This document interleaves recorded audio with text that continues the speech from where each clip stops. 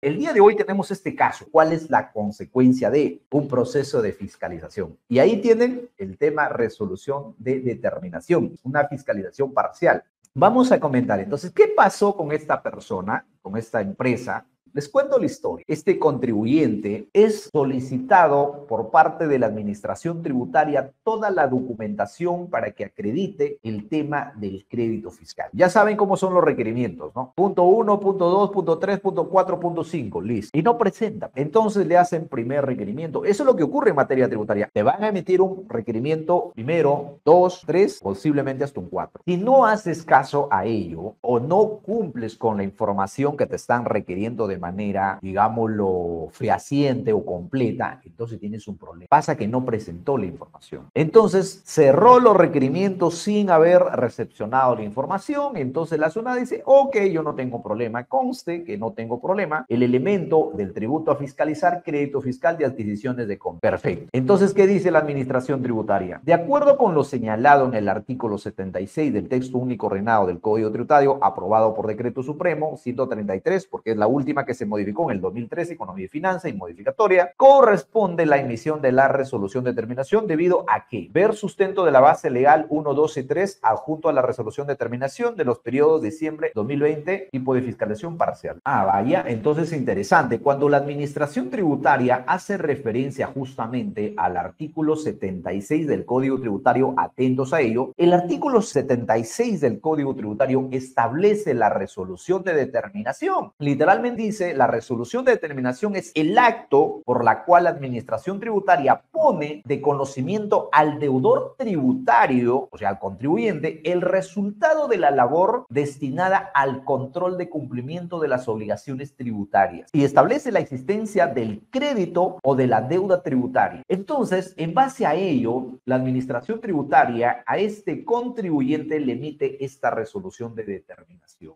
Y ahí está el importe. Importe de omisión, 18.724, intereses capitalizados, intereses moratorios, 3.742, monto total, 22.466. Esta empresa, mes a mes, más las infracciones, más los intereses, determinó más de 200.000 soles de deuda. Es una microempresa.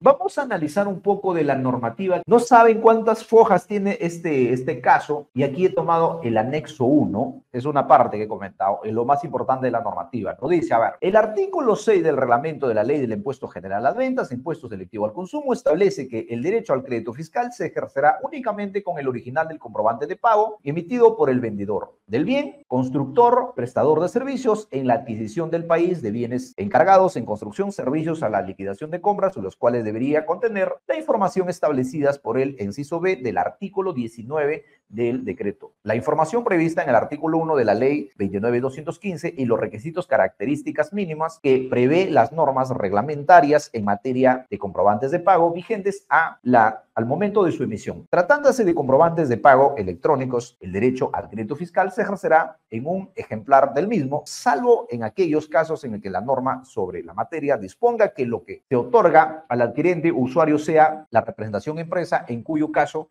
el crédito fiscal se ejercerá con esta última, debiendo, por tal ejemplo, como su representación impresa, contener la información y cumplir con los requisitos y características antes mencionadas. Y seguimos, ¿no? Dice, el artículo 19 de la citada ley establece que para ejercer el derecho al crédito fiscal, a que se refiere el artículo 18, se cumplirán los siguientes requisitos formales: a que el impuesto general esté consignado por separado en el comprobante de pago que acredite la compra del bien, del servicio afecto, el contrato de construcción o, de ser el caso, en la nota de débito o de la copia autenticada por el agente de aduanas o por el fedatario de aduanas a los documentos emitidos por la SUNAT, que acrediten el pago del impuesto en la importación de bienes, los comprobantes de pago o documentos a que se hace referencia en el presente inciso son aquellos que, de acuerdo con las normas pertinentes, sustentan el crédito fiscal. B, que los comprobantes de pago o documentos consignados, el nombre, el número de RUC del emisor y la forma que no permita la confusión de los contratantes con la información obtenida a través de los medios de acceso público de la SUNAT, y que, de acuerdo con la información obtenida a través de dichos medios, el emisor del comprobante de pago o documentos que esté afecto habilitado para emitir en la fecha de su emisión. C, que los comprobantes de pago, notas de débito, los documentos emitidos por la SUNAT a los que hace referencia el inciso A del formulario donde conste el pago del impuesto en la utilización de los servicios prestados por no domiciliados, que haya sido anotados en cualquier momento por el sujeto del impuesto en el registro de compras. El mencionado registro deberá estar legalizado antes del uso y reunir los requisitos previstos en el reglamento. Entonces, la SUNAT emite la resolución de determinación, pero miran el argumento que da para poder emitir resolución de determinación. No es que ya solamente te emite la resolución y punto, no, te dice, mira, ¿sabes qué, señor contribuyente? Yo te estoy emitiendo la resolución de determinación ¿en base a qué? En base al artículo 18, en base al artículo 19, en base a la ley 29.214, 215, y les hizo B, A, B, etcétera, etcétera. La norma está establecido para eso. Y este caso es un tema real lo que la SUNAT dice. Por ello es que cuando yo les digo, cuando ustedes no tienen el tema del registro de compras legalizado, y aquí lo dice literalmente, o no tienen anotados antes de un proceso de fiscalización, entonces lo que va a ocurrir, la SUNAT dice, bueno, pues no tienes derecho a utilizar crédito fiscal. Pero si yo tengo el tema de las facturas, tengo la bancarización, tengo la guía, tengo los contratos, no me importa lo que tenga. El problema es que tú no has cumplido con el tema de la normativa que dice que para que tú presentes tu PDT, eso es lo que le pasó a este contribuyente. Dijo, bueno, pues a ver, me voy a asegurar con que yo tenga la bancarización, con que yo tenga el tema de las guías, con que yo tenga los contratos, pero no se aseguró pues con el tema de los libros para que pueda de alguna manera pues requerirle pueda exhibirle cuando la administración tributaria lo requiere. Y finalmente entonces termina pues en un proceso de determinación. Entonces, seguimos revisando. Mira la normativa que argumenta, y es una barbaridad, en serio, que esta es una cosa bastante interesante, ¿no? Si dan cuenta, sigue mencionando el artículo 2 de la 29.214. Ahí viene lo más importante del fundamento que establece. Dice que, asimismo, el artículo 2 de la ley 29.214 dispone que los comprobantes de pago y documentos a que se refiere el inciso A del artículo 19 del texto único ordenado de la ley de impuesto general a las ventas e impuesto selectivo al consumo deberán haber sido anotados. Esa palabra, por favor, subraye el tema de anotados, por si acaso, por el sujeto del impuesto en su registro de compras en la hoja que corresponda al mes de su emisión o del pago del impuesto, según sea el caso, o que corresponda a los 12 meses siguientes debiéndose ejercer en el periodo al que corresponde la hoja en la que dicho comprobante o documento hubiese sido anotado, siendo además de que lo señalado en el presente artículo no se les aplicable lo dispuesto en el segundo párrafo del inciso C del artículo antes mencionado. En este caso, la misma SUNAT recoge esta resolución del Tribunal Fiscal para sustentar, recoge toda la jurisprudencia, dice, mira, esto es lo que ha presado. Dice, al respecto, se tiene que la resolución del Tribunal Fiscal, la 1580 de la Sala 5 del 2009, en la cual se ha establecido que como criterio de observancia obligatoria, que la anotación de las operaciones en el registro de compra debe realizarse dentro de los plazos establecidos en el artículo 2 de la ley 29.215. Asimismo, dicho crédito fiscal debe ser ejercido en el periodo al que corresponde la hoja del citado registro, en que se hubiese anotado el comprobante de pago, o la nota de débito, la copia autenticada por el agente de aduanas o por el fedatario de las aduanas de los documentos emitidos por la administración tributaria o el formulario donde conste el pago del impuesto por la utilización de servicios prestados por no domiciliados, es decir, en el periodo que se efectúa la anotación. Otra jurisprudencia, la 15.603 de la Sala 10 del 2012.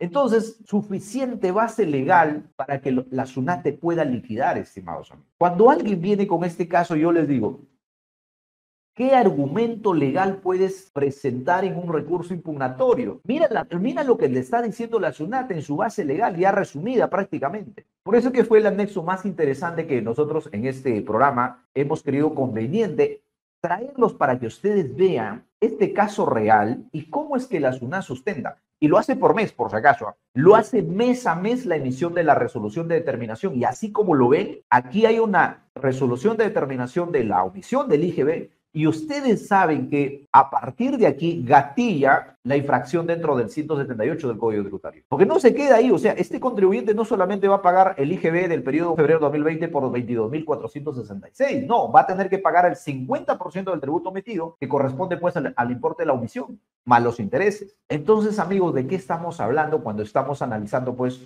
un tema de incidencia de no cumplir con la parte de la formalidad en materia tributaria. Yo creo que con estos temas que ustedes están viendo van a generar esa conciencia y van a aplicar la norma, porque la administración tributaria hace referencia a la norma de formalidad, la sustancialidad y también el tema de la jurisprudencia en la cual se avala. Y cuando te dice, pues, señor contribuyente, susténtame usted por qué presentó su libro fuera de plazo. Ahorita todo está muy bien porque estamos con CIRE, me parece genial, me parece estupendo. Dice, bueno, tengo problema, tengo la 039, que es una discrecionalidad, no me van a multar pues hasta mayo del 2024. Bacán, pues, chévere, abril. Pero ¿qué va a pasar a partir de ahí? ¿Qué va a ocurrir a partir de ahí? Porque recuerden, mira lo que establece, y yo siempre digo que se debe quedar con esa palabrita anotación. Porque si no tenemos anotados, por más que uno tenga toda la documentación, entonces, por mala suerte, la SUNAT te cae un requerimiento y ya fuiste. No tiene sustento. Por más que tú digas, no, ya la presento el libro, lo legalizo el libro, listo. No, ya no tienes. No, hago la denuncia policial, lo que ocurría hace años, ¿no? No, ya no tengo los libros, listo, voy a hacer la denuncia policial. Se acabó. Con eso ya lo gana la SUNAT. Hay jurisprudencia del Tribunal Fiscal.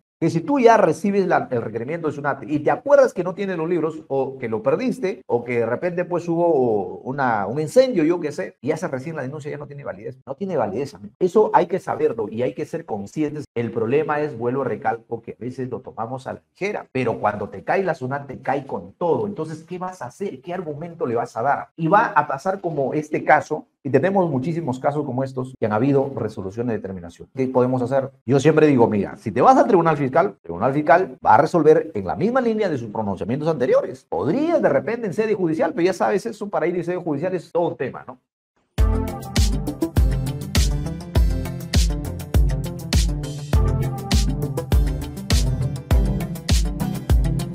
Suscríbete a nuestro canal de YouTube, es gratis, así no te pierdes ningún programa, porque serás notificado cuando salimos al aire.